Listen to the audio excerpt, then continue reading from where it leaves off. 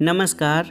कहानी संसार में लीजिए सुनिए कश्मीरी कवि और साहित्यकार अमीन कामिल द्वारा वर्तमान यथार्थ पर लिखी एक व्यंग्यपूर्ण कहानी गरीब की जोरू।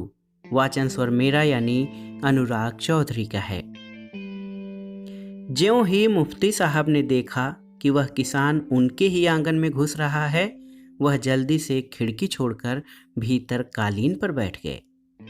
पगड़ी की नोक को सीधा किया और दायां हाथ दाढ़ी पर फेरा। उनके होठों पर मुस्कुराहट सी खिल उठी, जिसका अर्थ केवल वही जानते थे।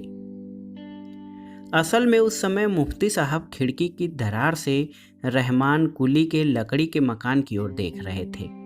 वहां दालान पर कोई स्त्री उनकी ओर पीठ करके बैठी थी और मुफ्ती साहब इस सोच में थे कि वह रहमान कुली की पत्नी है या भाभी।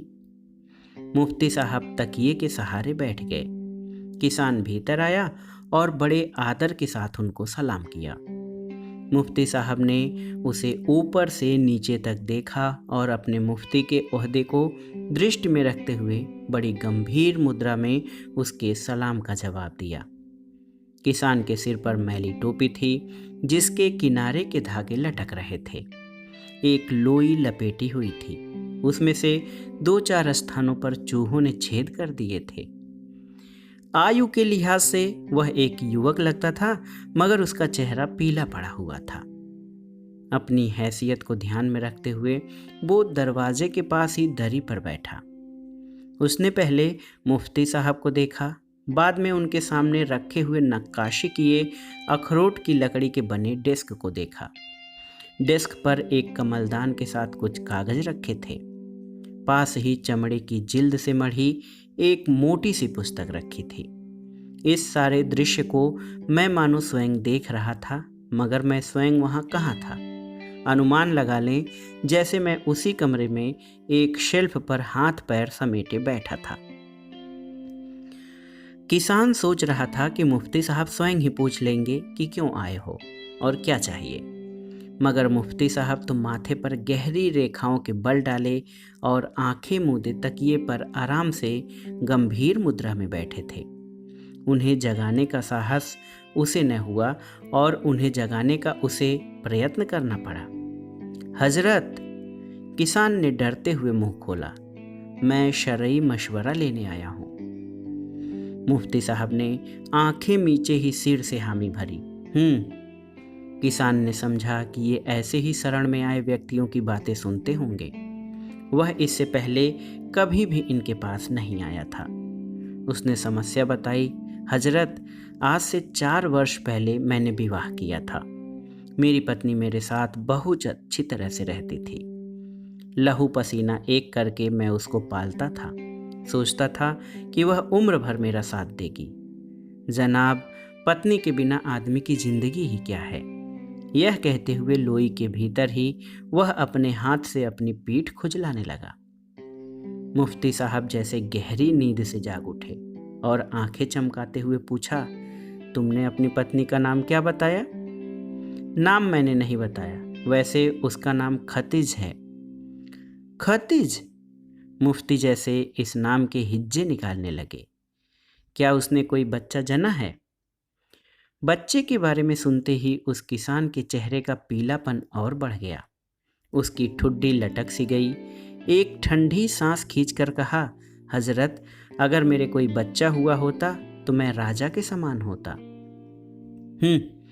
किस आशय से मेरे पास आए हो? मुफ्ती साहब ने बात को संक्षिप्त करने का प्रयत्न करते हुए पूछा। ऐसा लगता था कि या तो वह किसान की लंबी कहानी सुनने के लिए तैयार नहीं थे, या वह किसानों के झगड़ों और समस्याओं को इतना अधिक समझते थे कि एकाध वाक्य सुनते ही सारी कहानी समझ जाते हों। हजरत, मैं क्या अर्ज करूं? किसान कहानी को संक्षिप्त करने लगा। जनाब, कहने का मतलब ये है कि 21 दिन पहले मेरी बीवी को एक ऋषि खान नामक बदमाश फुसला कर ले गया। क्यों फुसला कर ले गया, तुमने कुछ नहीं पूछा? मुफ्ती साहब ने तकिए के सहारे आराम से बैठते हुए पूछा। जी हाँ, पूछा, मगर वह किसी मुफ्ती साहब की रिवायत बता रहा है, जिसके मुताबिक अपनी पत्नी से मेरा निकाह टूट गया है। मुफ्ती साहब ने ज्यों ही अपने अतिरिक्त किसी और मुफ्ती की बात सुनी तो उनका खून खौल उठा। उन्होंने तकिए का सहारा छोड़ दिया। उनकी आंखें गुस्से से चमक उठीं और चेहरा लाल मिर्च जैसा हो गया। वो बोले, तुम्हें अपने अधिकार के लिए लड़ना चाहिए। सुनते हो, पत्नी तुम्हारी है, उस पर तुम्हारे अतिरिक्त किसी और का अधिकार नहीं है।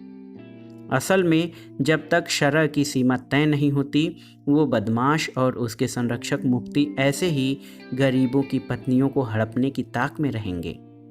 मुफ्ती साहब ने ये सब एक ही सांस में बोल दिया। मुफ्ती साहब की यह बात सुनकर किसान की जान में जान आई।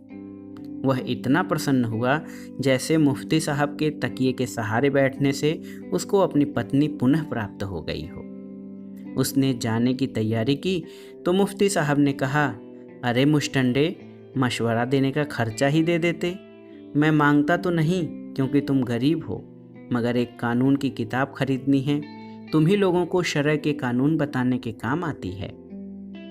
किसान ने लोई के अंदर ही अपनी कमीज की जेब में हाथ डाला और 5 रुपए का नोट मुफ्ती साहब के सामने रखते हुए बोला, गरीब की ओर से केवल इतना ही स्वीकार करें। कहकर वह चल दिया। अब्दुल, अरे अब्दुल, जनाब, क्यों बुलाया? नौकर दौड़ते दौड़ते उनके पास पहुंचा। मैंने कहा, यह 5 रुपए का नोट ले लो, जरा देख आओ वह रहमान कुली की बीवी है या उसकी भाभी। मुझे लगा जैसे आला गिर रहा है। मैं तो डर कर उठ बैठा। मेरे कान बज उठे थे। जब मुझे पूरी तरह होश आया तो मुझे याद आया कि मैं नामदार होटल में बुखारी के पास गर्मी सेकने के लिए घुस आया था और मुझे कुर्सी पर ही झपकी सी आ गई थी। मैंने आंख खोली तो वहां पर 2 व्यक्तियों को देखा। एक कोई मजदूर जैसा था जो चिथड़े लपेटे हुए था। दूसरा एक हट्ठा कट्ठा जवान सोफे पर आराम से बैठा था। उस जवान का चेहरा आग की तरह लाल था और मजदूर को संबोधित करके वो कह रहा था, तुम लोगों को अपने अधिकार के लिए लड़ना चाहिए। सुनते हो, कारखाना तुम्हारा है, उस पर तुम्हारे अतिरिक्त किसी और का अधिकार नहीं है। असल में जब तक समाजवादी व्यवस्था स्थापित नहीं होगी, ये पूंजीपति और उनके नेता इसी भांति मजदूरों का खून चूसते रहेंगे। मजदूर उनकी बातों से प्रसन्न हुआ और ज्यों ही वह जाने लगा, हट्ठा कट्ठा जवान बोल उठा, तुम्हारे पास 2-1 रुपए होंगे ना? सोचा कुछ खा लूं। सुबह से बिना खाए पिए घर से निकला हूं। तुम लोगों की समस्याएं सुनी और इन्हीं में डूबा रहा। खाने पीने का होश न रहा। मजदूर ने जेब में हाथ डाला और 2 रुपए का नोट उसकी ओर बढ़ाया। इसके जाने के बाद उसने अपने बालों पर हाथ फेरा और होटल के एक बहरे को आवाज़ दी, बहरा, ऐ बहरे, आधा पैग सोलन विस्की। और मैं सोचने लगा कि गरीब की जोरू का क्या होगा। तो दोस्तों, ये थी कश्मीरी कवि और साहित्यकार अमीन कामिल की लिखी यथार्थपरक व्यंग्यपूर्ण कहानी गरीब की जोरू। कहानी आपको कैसी लगी हमें कमेंट बॉक्स में ज़रूर बताइएगा। कहानी सुनने के लिए धन्यवाद। नमस्कार।